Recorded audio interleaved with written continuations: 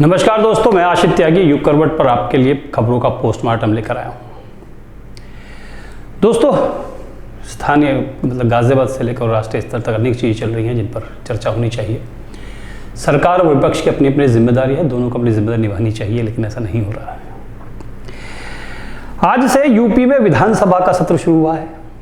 पहले ही दिन विधानसभा में समाजवादी पार्टी के विधायक नहीं पहुंचे। सभी जानते हैं कि सपा यूपी में सबसे बड़ा विपक्षी दल है।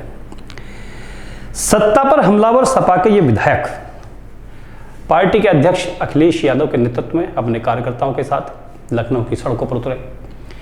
इन्होंने विधानसभा तक पैदल मार्च करने की घोषणा पहले ही कर दी थी। इसके लिए परमिशन भी ली गई थी, जहां तक अखिलेश यादव का कहना है। उसके बावजूद समाजवादी पार्टी की इस यात्रा को, इस पैदल मार्च को पुलिस ने रोक दिया। निश्चित तौर पर हंगामा होना था, हंगामा हुआ। अखिलेश अपने सभी विधायक और पार्टी कार्यकर्ताओं के साथ सड़क पर धरने पर बैठ गए। उन्होंने वहीं पे एक सांकेतिक विधानसभा लगाई और दिवंगत पूर्व विधायक को श्रद्धांजलि दी, शोक व्यक्त किया। बड़ा सवाल ये है कि अगर समाजवादी पार्टी के विधायक विधानसभा जाएंगे ही नहीं, सत्र में पहुंचेंगे ही नहीं, और अगर पहुंचेंगे तो हंगामा करेंगे, विधानसभा चलने ही नहीं देंगे, तो इससे किसको लाभ होगा? देखिए, जनता भी अब ये नहीं चाहती कि विधानसभा ना चले, और वो भी तब जब विपक्ष हंगामा करे। जनता अब राजनीतिक हंगामे से ऊब चुकी है, इसको पसंद नहीं करती है। महंगाई पर बात कीजिए, कानून व्यवस्था पर बात कीजिए, एमपी पर बात कीजिए, जनता के मुद्दे, जनता की बातें विधानसभा सत्र में बैठकर उठाइए। हंगामा करके जनता का और विधानसभा का समय नष्ट मत करिए, ये अच्छा नहीं है। दूसरी खबर पर जिस पर मैं बात करना पसंद करूंगा, भारत में जो चीते लाए गए हैं उसकी खबर महारानी एलिजाबेथ के अंतिम संस्कार की खबर से भी बड़ी खबर है। भाजपा के लोग चीतों को लेकर गर्व कर रहे हैं, फूले नहीं समा रहे हैं, तो विपक्ष लंपी की बात कर रहा है। लंपी से देश में हजारों गायों की मौत हो चुकी है, हजारों मरने की कगार पर है। इस बीमारी का भी कोई इलाज नहीं हो रहा है। किसान परेशान है, एक बड़ी पूंजी उसके घर से जा रही है। भाजपा के लोगों से लंपी पे बात करो तो उन्हें मिर्ची लग जाती है। वो कोविड पे बात करना पसंद करते हैं। क्या गाय भाजपा के लिए केवल चुनाव लड़ने का साधन भर है? अगर नहीं है तो लंपी पर बात कीजिए। बताइए, सरकार बताए कि लंपी से निपटने के लिए क्या योजना बन रही है, कौन सी दवाई तैयार की जा रही है, कौन सी वैक्सीन बन रही है और कब तक आएगी? या फिर अब यूं ही गायों को तड़पते हुए मरते देखना चाहते हैं? केवल चुनाव भर के लिए अगर गाय का इस्तेमाल भाजपा करती है तो ये अच्छी बात नहीं है। सरकार को लंपी पर जनता और विपक्ष के सवालों का जवाब देना चाहिए। क्यों भाजपा सरकार गायों को बचाने का प्रयास नहीं कर रही है, ये भी बताना चाहिए।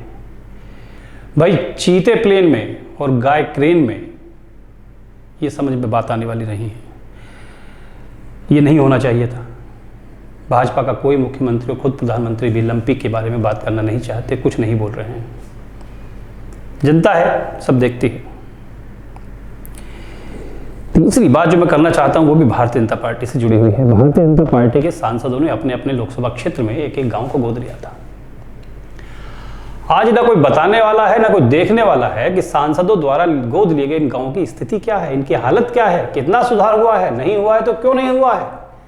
कोई बात नहीं कर रहा। कुछ सांसद भी बात करना पसंद नहीं करते। भाजपा के सांसद अब लोकसभा चुनाव में आएंगे, 24 में चुनाव है 2 साल बाद। तो अगर भाजपा के सांसद अपने गोद लिए गाँव में वोट मांगे जाएंगे तो किस मुंह से जाएंगे, किस तरह से जाएंगे, जनता का सामना करेंगे कैसे? इस सवाल पर भी शायद वो लोग अभी विचार नहीं कर रहे हैं। उनको लगता है कि भारतीय जनता पार्टी के नाम पर, कमल के निशान पर वोट पड़ता है, कुछ वोट उन्हें अपने जाति का मिल जाता है, उस लिहाज से वो चुनाव जीत जाते हैं। लेकिन जनता के मुद्दों पर बात करना बेहद ज़रूरी है। आपको बताना होगा कि गोद लिए गाँव में आपने किया क्या है।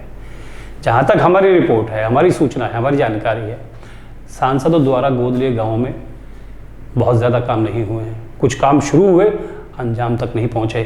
स्थिति वैसे ही है जैसी दूसरी गाँवों की है। सांसद के गोद लिए गाँव की स्थिति बिल्कुल नहीं बदल रही है। लोगों का जीवन स्तर भी उसी तरह का है। रास्ते, खरंजे, लाइट सब वैसे का वैसा ही है जैसा पहले था। आज की अंतिम खबर जिस पर बात करना चाहूँगा गाजियाबाद से है। यहाँ के नगर निगम के नगर आयुक्त तो महेंद्र सिंह तंवर का तबादला हो गया है, अब वो गोरखपुर के वीसी हो गए हैं, उपाध्यक्ष हो गए हैं वहाँ के प्राधिकरण के। ये बात तो सब जानते हैं कि महेंद्र सिंह तंवर का तबादला हो गया है। जो नहीं जानने वाली बात है वो हम आपको बताते हैं।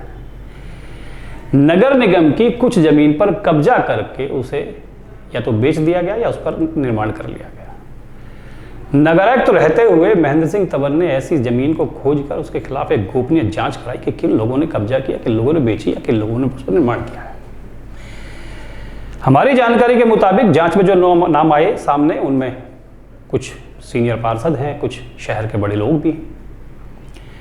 कहा जा रहा है कि अगर अगले 6-7 महीने महेंद्र सिंह तंवर गाजियाबाद में नगरायुक्त रहते तो कई बड़े चेहरे